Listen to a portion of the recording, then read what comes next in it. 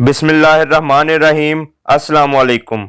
कमरे में दाखिल होने वाले शख्स ने ट्रे हमारे सामने रखी और बगैर कुछ बोले वापस मुड़ गया। दरवाजे पर मौजूद दोनों संतरियों ने भी कुछ बोलने की ज़रूरत महसूस नहीं की थी। खाना लाने वाले के कमरे से निकलते ही उन्होंने दरवाज़ा बंद किया और दरवाजे से दूर हटते चले गए। खाना सब्जी के सालन और तंदूर की रोटियों पर मुश्तमिल था। इसका मतलब है दिन काफ़ी गुजर गया है कि ये नाश्ते के बजाय खाना दे गए हैं। मैंने ट्रे की तरफ इशारा करके कहा। शायद वो आहिस्ता से बोली, चलो खाना खाते हैं। मैंने ट्रे उसकी सिमत खसकाई। मुझे भूख नहीं है। वो इनकार में सर हिलाते हुए बोली, आप खाएं। मैंने इसरार किया, थोड़ा सा तो खा लें। मेरे कहने पर उसने एक नवाला लिया और पीछे हटकर बैठ गई। मुझे उस वक्त अच्छी खासी भूख लग रही थी, इसलिए मैं 3-4 रोटियां खा गया। आपको इस सूरत हाल में भी भूख लगती है? वो हैरानी से बोली। हम कमांडोज के लिए माहौल कोई हैसियत नहीं रखता। मसलन मुझे यहाँ से भागने का मौका मिल जाता है तो रास्ते में भूखे पेट मेरी कारकर्दगी तो आधी रह जाएगी ना। नहीं, असल बात यह है कि तुम मर्दों को सिर्फ एक खतरा होता है, यानी जान का खतरा, जबकि औरत जात को इसके साथ इज्जत लुटने का भी खौफ होता है, जो इसके लिए मौत से भी ज्यादा भयानक सजा बन जाती है। मैं इस जैसी आजाद ख्याल लड़की के इस कदर कदामत पसंद ख्याल सुनकर हैरान रह गया। दरवाजे के बाहर एक मर्तबा फिर कदमों की आवाज आई और बावर्ची नुमा शख्स दरवाजा खोलकर अंदर दाखिल हुआ। उसने हाथ में एक कुर्सी पकड़ी हुई थी जो उसने कमरे के फर्श पर रख दी और खाने के बर्तन समेटकर कमरे से निकल गया। उसके साथ आने वाले दोनों गनमैन दरवाजे के दाएं बाएं खड़े हो गए। दोनों ने गन्नों को मजबूती से हाथों में पकड़ा हुआ था और हमारी हल्की सी जुम्बिश पर फायर करने के लिए तैयार थे। चंद लम्हों बाद अनिल आंखों पर स्याह चश्मा चढ़ाए कमरे में दाखिल हुआ और बड़े अंदाज से कुर्सी पर बरजमान हो गया। हाँ तो शीतल बेबी, क्या हाल है? वो मुझे यकसर नजरअंदाज करते हुए बोला, लेकिन शीतल ने जवाब देने के बजाय खामोशी इख्तियार किए रखी। वैसे मुझे आपको इस हालत में देखकर बड़ा अफसोस हुआ है। शीतल को खामोश पाकर वो दोबारा बोला, एक सेठजादी और इस लाचारी की हालत में जमीन पर लेटी हुई है। हवालात में भी चारपाई नहीं मिलती जो तेरी आखिरी मंजिल है। शीतल गुस्से से बोली। अनिल ने एक कहका लगाया और कहा, इसको कहते हैं कि रस्सी जल गई पर बल नहीं निकले। इससे पहले कि उसके जवाब में शीतल कुछ बोलती, किसी गाड़ी का तेज हॉर्न सुनाई दिया। मेरे ख्याल से रघु दादा वापस आ गया है। अनिल हथियार बरदारों से मुखातिब हुआ। दोनों में से एक गेट खोलने के लिए चले जाओ, और एक सर हिलाता हुआ कमरे से निकल गया। थोड़ी देर बाद एक दियोकामत शख्स तेजी से चलता हुआ उस कमरे में दाखिल हुआ। दरवाजा खोलने के लिए जाने वाला और एक दूसरा शख्स उसके हमरा थे। वो रघु दादा था। उसके चेहरे पर जख्मों के 3-4 निशानात थे और चेहरा नहायत भयानक था। आम लोग तो उसको देखकर ही कांप जाते होंगे। वो कद और जिसामत हर दो लिहाज से मुझ पर भारी नजर आ रहा था। बाबू, वो चिड़ी मार सेठ तवान देने पर आमादा नहीं हो रहा। वो अनिल से मुखातिब हुआ, जो इसको देखकर बेसाख्ता खड़ा हो गया था। रघु दादा, आप फिक्र ना करें, अनिल इत्मीनान से बोला। मैं उसे राजी कर लूंगा, बस थोड़ी देर लगेगी। नहीं बाबू, मेरे पास इतना टाइम नहीं है। मेरा तरीकाकार कुछ और है। उसने अनिल के चेहरे से नजर हटाकर एक सरसरी निगाह मुझ पर डालते हुए कहा और फिर शीतल की तरफ देखा। मैंने महसूस किया कि शीतल की तरफ देखते ही उसकी सांप की मानिंद छोटी छोटी आंखों में एक चमक सी लहराई थी, जो वाज़िह तौर पर खबासत की चमक थी। एक औरत होने के नाते शीतल इन एहसासात से ज्यादा वाकिफ थी। वो बेसाख्ता अपने आप में सिमट गई।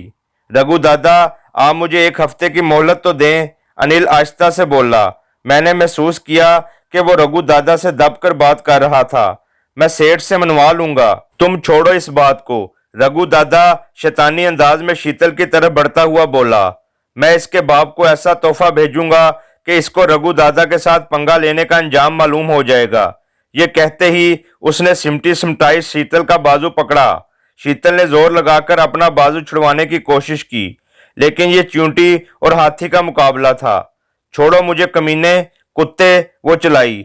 जवाबन रघु दादा कहका लगाकर हंसा और इसे खींचता हुआ दरवाजे की तरफ बढ़ा। मैं दीवार से टेक लगाकर बैठा हुआ था। रघु दादा को रोकने के लिए मैंने उठने की कोशिश की, मगर दरवाजे के अतराफ में खड़े हथियार बरदारों में से एक धाड़ा, खबरदार, अगर अपनी जगह से हिलने की कोशिश की और मैं होंठ काटता हुआ बैठा रह गया। उमर जान, मुझे इस वहशी से बचाओ।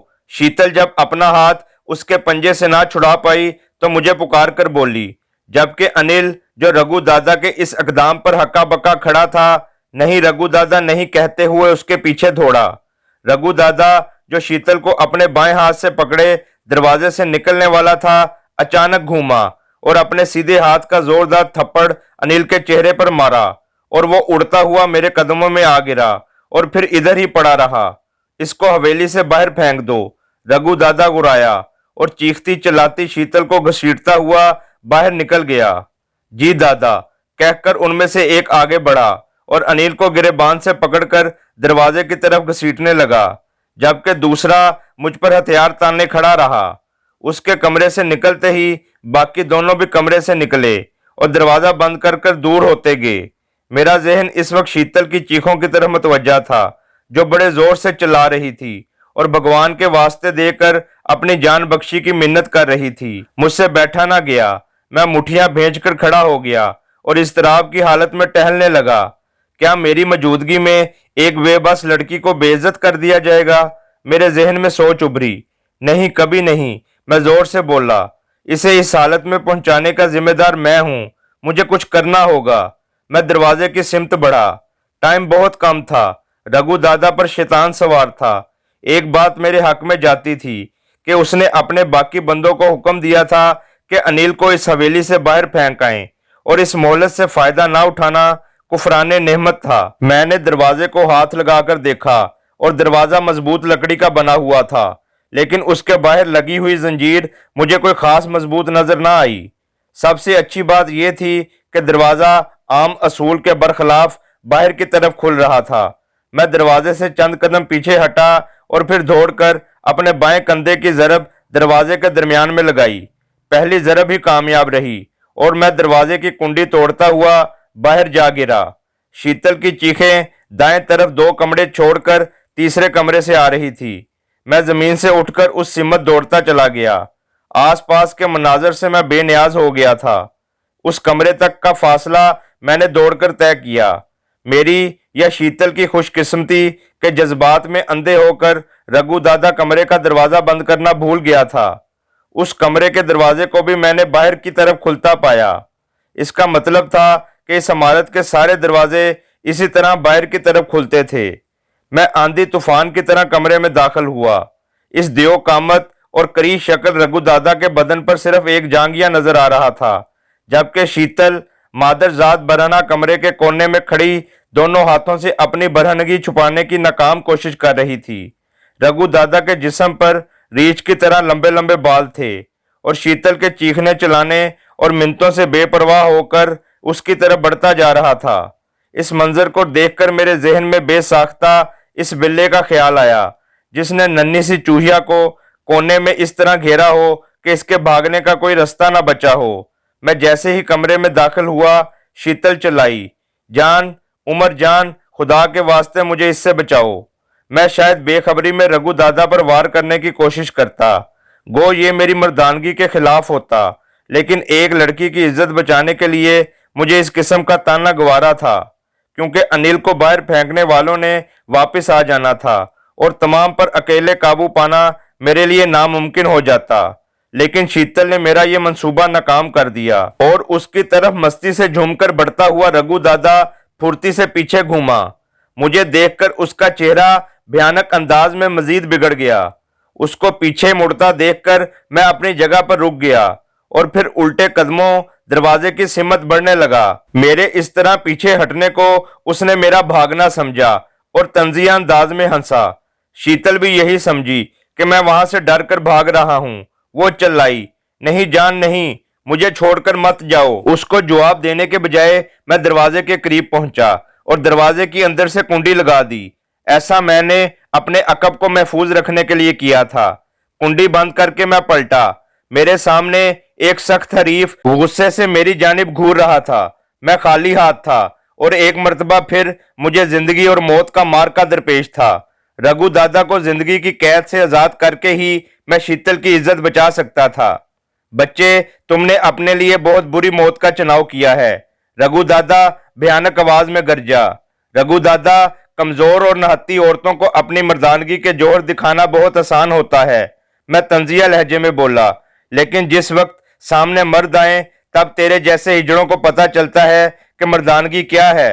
उस वक्त दरवाजे पर दस्तक सुनाई दी और साथ ही किसी ने जोर जोर से पुकारा, रघु दादा, रघु दादा, कैदी भाग गया है, दफा हो जाओ कुत्तो। मेरी बात सुनकर रघु दादा का पारा यूं भी आसमान को छू रहा था और वो गुस्सा इसने उन्हीं पर निकाल दिया। तुम्हारा बाप भागा नहीं, इधर ही है। रघु को अपने गुंडों के साथ मसरूफे गुफ्तगू देखकर मैंने अपनी जैकेट और कमीज उतारकर चारपाई पर डाल दी थी, क्योंकि इस देव के साथ लड़ाई के दौरान मुझे बहुत ज्यादा तेजी की जरूरत पड़ती, जिसमें जैकेट और कमीज लाजमन रुकावट बनती। दादा, फिर हम क्या करें? बाहर से सहमी हुई आवाज आई। बताया तो है, दफा हो जाओ। इसकी हड्डियां तोड़ने के लिए रघु दादा को किसी कुत्ते की मदद नहीं चाहिए। जी दादा, कहकर वो दरवाजे से हटते चले गए। इस बात का अंदाजा मुझे उनके दूर जाते कदमों की चाप से हुआ। मैंने नजरें तिरछी करके शीतल की तरफ देखा। वो अभी तक इसी हालत में खड़ी थी, कपड़े का तार तक उसके बदन पर मौजूद नहीं था। रघु ने उसके लिबास को चीर फाड़ के उसके जिस्म से अलहदा किया था। मैंने हाथ बढ़ाकर चारपाई पर पड़ी अपनी जैकेट उठाई और उसकी तरफ उछाल कर बोला, ये पहन लो। गो वो जैकेट उसके जिस्म पर बहुत खुली थी, लेकिन बरहनगी छुपाने के लिए गनीमत थी। शीतल ने झपट कर जैकेट को पकड़ा और पहन ली। जैकेट ने रानों तक उसके बदन को छुपा लिया था। वाह बई वाह, रघु अपनी मनहूस आवाज में गरजा। बड़ी तकलीफ हो रही थी तुझे, लेकिन कब तक छुपाओगे इसे? जिस पर रघु का दिल आ जाए, इसे रघु जरूर हासिल करता है। रघु, भौंक अच्छा लेते हो। शीतल की तरफ से बेफिक्र होकर मैंने उसे छेड़ा। मैं चाहता था कि इसे इतना गुस्से में कर दूं कि वो अपने दिफा से गाफिल हो जाए और मैं अपने मकसद में कामयाब रहा। रघु गुस्से में धारता हुआ मेरी तरफ बढ़ा। मैं अपनी जगह पर तैयार खड़ा था। मेरे करीब पहुंचकर उसने पूरी कुव्वत से अपना दायां बाजू घुमाया। मैंने झुकाई देकर उसका वार खता किया और वो अपनी झोंक में घूम गया था। पुष्ट पर लगने वाले मेरे पांव की ठोकर से वो बेसाख्ता चंद कदम दौड़ता चला गया। जैसे ही वो पलटा, मेरे बाएं पांव की एड़ी उसकी छाती से टकराई और वो कूल्हों के बल जमीन पर गिर पड़ा। लेकिन उसने उठने में देर ना लगाई और उठकर अपने दाएं पांव की ठोकर पूरी कुव्वत से मेरी छाती पर दे मारी। मैंने दोनों हाथों का क्रॉस बनाकर उसकी जरब से बचने की कोशिश की, लेकिन इस कोशिश में मेरे पांव अनबैलेंस हो गए और मैं नीचे गिर पड़ा। रघु ने मुझे ठोकरों पर रख लिया। उसके पांव में जूते नहीं थे, लेकिन उसकी हाथ ठोकर मुझे हथौड़े की तरह लग रही थी। वो गुस्से की शिद्दत में फुनकार रहा था और उसके मुंह से किसी गंदे गटर की गंदगी की तरह वाहियात गालियां निकल रही थीं।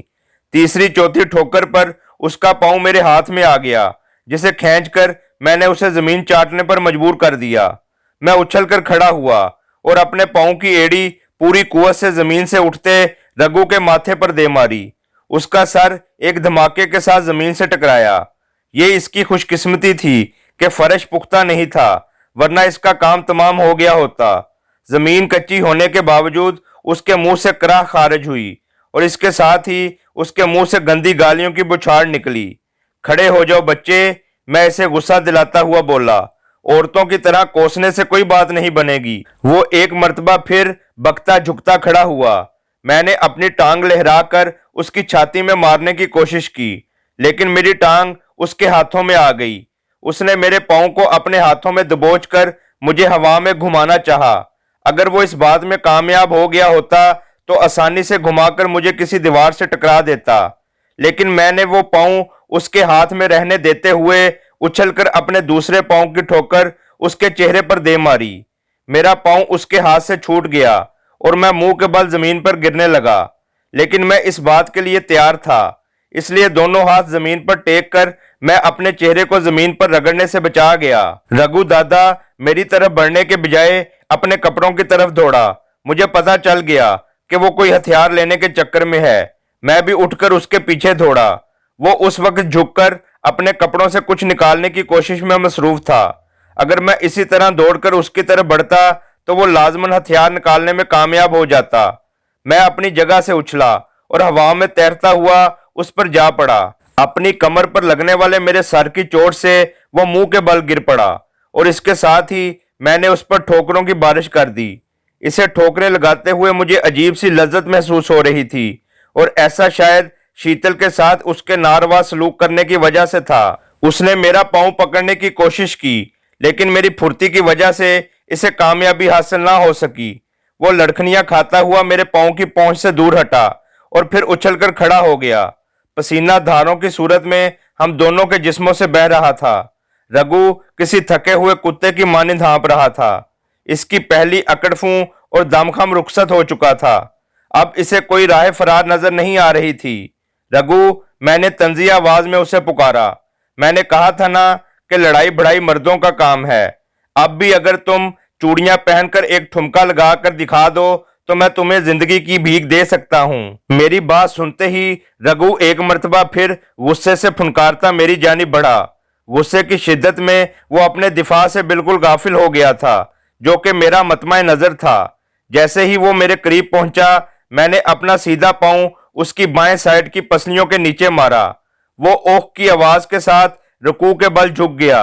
मुझे भी उसकी यही पोजीशन दरकार थी। अगले ही लम्हे उसकी मोटी गर्दन मेरे बाएं बाजू की गिरफ्त में थी। रघु, तुझे कहा था ना चूड़ियां पहनकर अपनी जान बख्शी करवा ले। मैं उसकी गर्दन पर अपनी गिरफ्त मजबूत करते हुए बोला, मगर तू ये ना माना। अब अपने गुरु शैतान को याद कर ले, ये तेरा आखिरी वक्त है।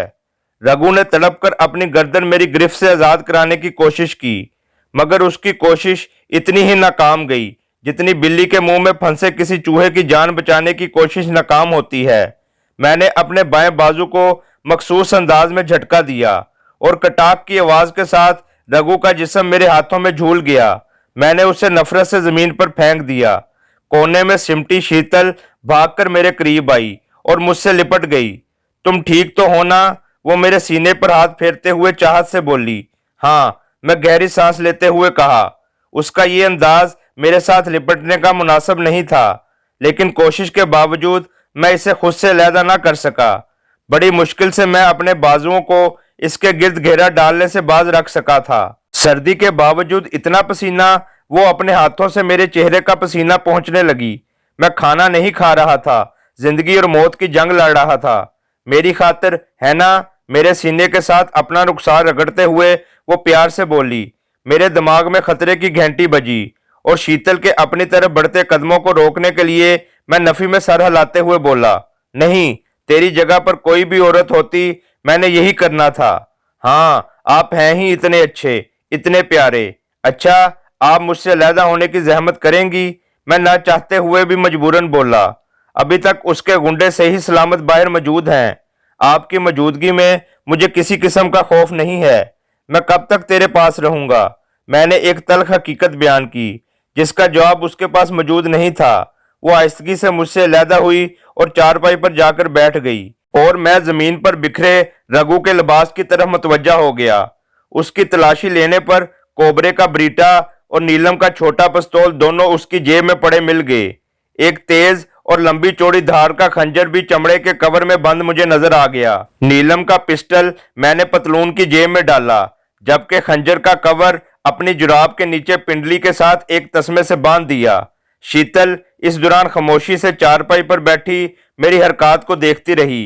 ब्रीटा हाथ में लेकर मैं दरवाजे की सिमत बढ़ा और थोड़ा सा दरवाजा खोलकर बाहर झांका। वो एक सादा सी इमारत थी। तमाम कमरे एक कतार में बने हुए थे। सूरज को देखकर अंदाजा हुआ कि हर कमरे का दरवाजा मशरकी सिमत में था। इमारत की शुमाली और जनूबी दीवारों के साथ एक एक कमरे का दरवाजा नजर आ रहा था, जिनका रुख एक दूसरे की जानिब था। तमाम कमरों के सामने एक खुला और वसी बरामदा था। इसके अलावा एक लंबा चौड़ा सेहन था।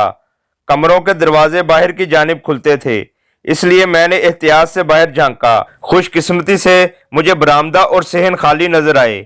बाएं हाथ के एक कमरे से मुझे हल्की हल्की गाने की आवाज आ रही थी। शायद कोई टेप या रेडियो पर गाना सुन रहा था।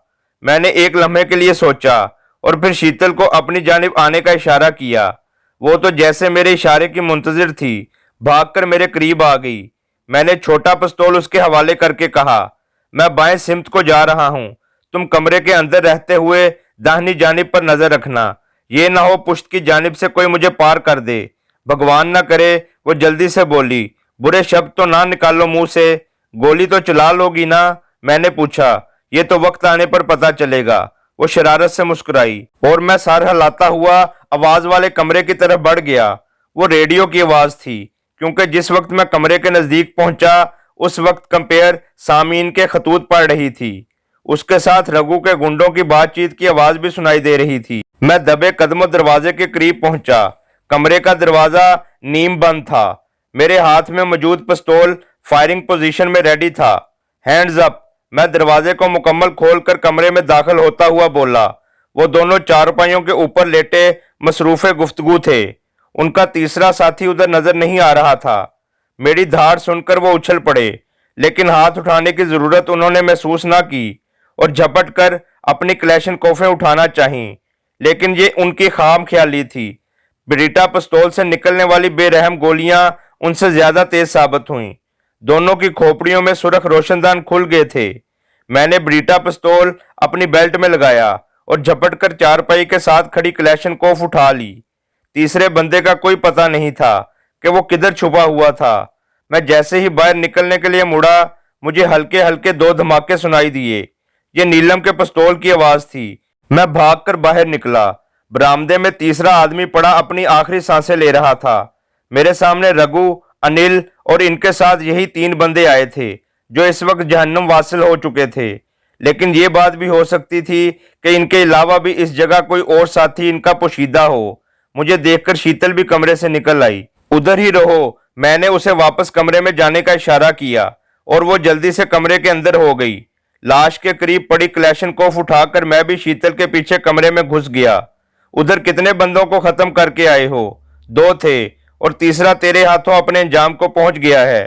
वो बावर्ची भी तो था ना जो हमारे लिए खाना लेकर आया था, वो मुझे याद दिलाते हुए बोली। मैं उसकी बात सुनकर हकीकतन उछल पड़ा। तुम इसी कमरे में रहो और अंदर से कुंडी लगा लो। जब तक मेरी आवाज पहचान न लो दरवाजा नहीं खोलना। ठीक है, वो उस बात में सर हिलाते हुए बोली और मैं एहतियात से चलता हुआ बाहर निकल आया। शीतल ने मेरे बाहर आते ही अंदर से कुंडी चढ़ा दी थी। मैंने एक तरफ से कमरों की तलाशी लेनी शुरू कर दी। मतलूबा शख्स मुझे बाएं जानिब के आखिरी कमरे में मिल गया, लेकिन उस हालत में कि कोई काम करने के काबिल नहीं था। वो किसी नामालूम नशे के जेरे असर धुत पड़ा था। वो फ्यून, चर्स, भांग, शराब से लेकर कोकीन पाउडर तक किसी चीज का भी नशा हो सकता था। मैंने उसे हिलाया जुलाया, मगर उसमें कोई जुम्बिश पैदा ना हुई।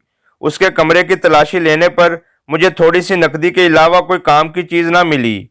वो गालबन उनका बावर्ची था और दोपहर के खाने के बाद आराम फरमा रहा था।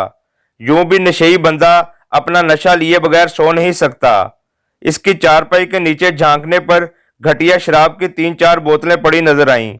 उन बोतलों पर कोई लेबल वगैरह लगा हुआ नहीं था। इसका मतलब था कि वो मुकामी तौर पर तैयार की गई शराब थी। इंडिया में शराब की भट्टियां वाफर मिकदार में पाई जाती हैं और शौकीन हजरात भी इतनी ही कसरत से हैं। मुसलमानों के अलावा किसी भी मजहब के पैरोकार इससे एहतजाज नहीं बरतते, बल्कि आजकल तो खाल खाल ही ऐसे मुस्लिम पाए जाते हैं जो इस उमुल खबाइस से परहेज करते हों। जारी है।